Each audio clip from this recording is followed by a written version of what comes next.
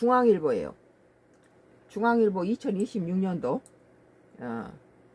뭐 2월 20일자 기사네요. 2시간.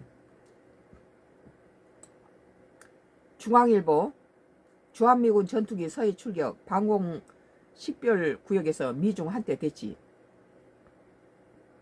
한국군이 참여하지 않는 그런 상태에서 우리나라에 주둔하고 있는 주한미군이 바로 미국이 주적인 중국하고 서해에서 출격하고 대치 상태에 있으니까 이것은 우리나라에 뭐 미국이 갖다 중국하고 한다면 우리는 관계없지만 한국에 주재하고 있는 주한미군이 우리 한국을 본거점으로 하고 있으면서 거기 가서 중국하고 이렇게 사태를 악화시키면 주한미군이 주둔하고 있는 것이 평택기지인데 중국 갖다 평택기지를 갖다 공격할 수 있어요.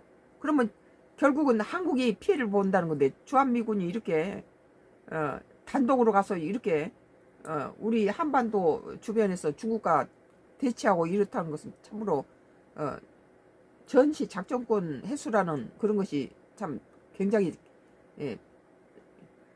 빨리 필요하다 그런 느낌을 갖지요. 지난 2017년 5.3 주한미군이 서해상에서 대규모 공중훈련을 진행한 가운데 중국이 전투기를 긴급 출격하면서 한반도 인근에 미중 전력이 대치하는 상황이 벌어진 것으로 시골 파악됐다. 한국 측은 여러 채널을 가동해 훈련에 대해 미국 측에 우려를 표한 것으로 나타났다. 우리 한국 측에서는 정부는 주한미군한테 거기서 그러지 마라. 일본 다카이치하고 다른 게 뭐 있어요? 긁어 부스럼내는 거지. 평화롭게 한중 관계가 평화롭게 됐는데 미군이 한국하고 중국이 가까워진 것을 자꾸 긁어 부스럼내려니까 한국 정부에서는 지금 중국하고 미군이 대치하고 있었다는 거죠.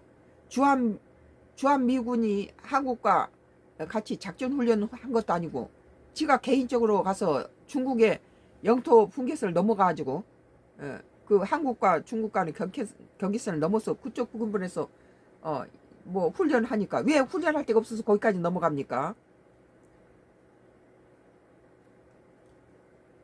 그래서 우리 이 주한미군이 서해상에서 대규모 공중훈련을 진행한 가운데 중국이 전투기를 긴급 출격하면서 한반도 인근에서 미중 전력이 대치하는 상황이 벌어진 것으로 19일 파악됐는데 한국 측은 여러 채널을 가동해서 훈련에 대해서 미국 측에 우려를 표한 것이라 하지 말라는 거죠.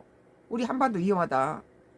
거기 서해상에서 전쟁 나면 중국 어디를 공격하겠어요? 서해상을 뭐 바다에 있다 포르선도 무슨 소용이 있어요? 주한미군 있는 평택기지를 공격하겠죠. 복수 소식통에 따르면 주한미군 F-16 전투기 10여 대가